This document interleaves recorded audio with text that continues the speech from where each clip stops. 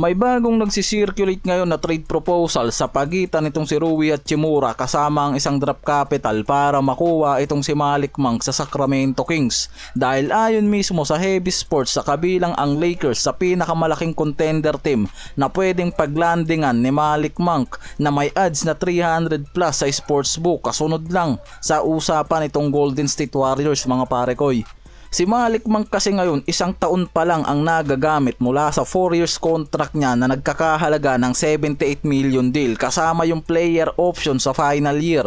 Yung ganitong kontrata masyadong malaki at matagal na mismong naglilimita sa salary cap flexibility ng Sacramento dahil ang franchise ng Kings ngayon sa ilalim ng GM na si Scott Perry nakapokus nga raw talaga sa pagbabawas ng financial binding upang magkaroon sila ng kakayahang mag-sign ng bagong players o sumali sa malaking trade sa future na parating. Kaya nga ang Sacramento Kings ngayon kasama pa rin si Monk at minsan pati si Devin Carter pagdating sa usapang trade talks para makakuha sila ng first round draft capital na magiging connector sa kanilang retooling plan, katulad na lang rin ng ginawa nilang pagluto ng trade offer na ginamit nila ang kombinasyon ni Malik Monk kasama ang protected first round pick nila sa 2030 para makuha si Jonathan Kuminga sa Golden State Warriors. Pero sa report nga walang interest ang Warriors dyan kaya hindi natuloy ang trade na to.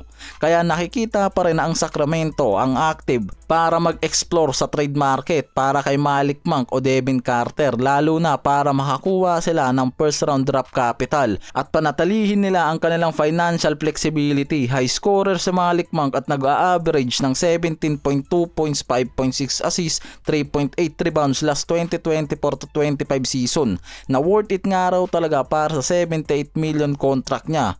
Ang Kings ang nagbabalak na magdagdag ng mas maraming defensive at playmaker sa roster nila. Kaya desperado talaga yung mga to na bitawan itong si Malik Monk sa isang trade.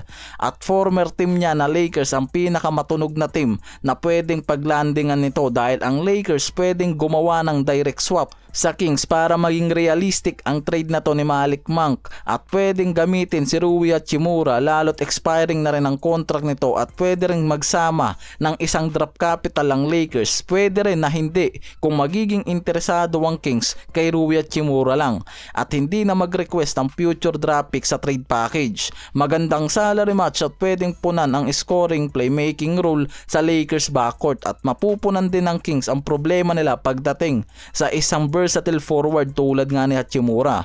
Possible at plausible na matrade si Malik Monk papuntang Lakers. Yan yung sinasabi mismo ng mga analyst mga pare ko lalo na kung may salary match asset ang Lakers at isakripisyo talaga nila si Rui Hachimura o accompanying draft picks para ma-secure talaga nila sa market itong si Monk. Kinakailangan na may win-win value para sa Sacramento Kings kaya mas piniprepared na magbigay talaga ang Lakers ng draft asset o cap flexibility. At para naman sa Lakers siguradong instant scoring plus playmaking naman ang paniguradong araw na makukuha nila sa oras na makuha itong si Malik Monk.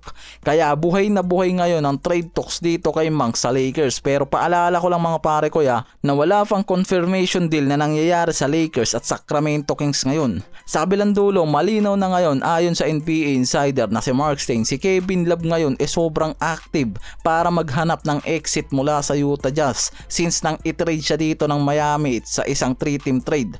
Trade o buyout ang dalawang option na ngayon nga pinagpipilian na nitong si Love. Love you too. Habang papalapit na ang bagong season, si Kevin Love ang dating 5 times NBA All-Star at NBA champion noong 2016 kasama si Lolo Bro na naglalaro pa sila noon sa Cleveland Cavaliers. Kaya't may narrative ang reunion nila sa Lakers kung maaaring magdagdag pa yung mga to ng veteran leadership, floor spacing at championship experience sa roster. Dahil sa report naman talaga walang interest itong si Kevin Love na mag-stay sa Utah Jazz. Kaya nga ngayon sinasabi nito na mas prepared niya ang isang glamorous and big franchise LA Clippers o LA Lakers, yung dalawang team na nauugnay dyan na parehas open ang roster pagdating sa isang stretch big man. Kaya nakikita na kung maifa-finalize nga ang buyout contract ni Kevin Love ngayon sa Jazz, malaki yung posibilidad na mapunta yan sa LA, lalo na sa Lakers dahil sa personal preference niya, talent at tactical fit bilang screen space big at veteran bridge player. Reunion para sa dalawang lolo kung sakali mga pare koy.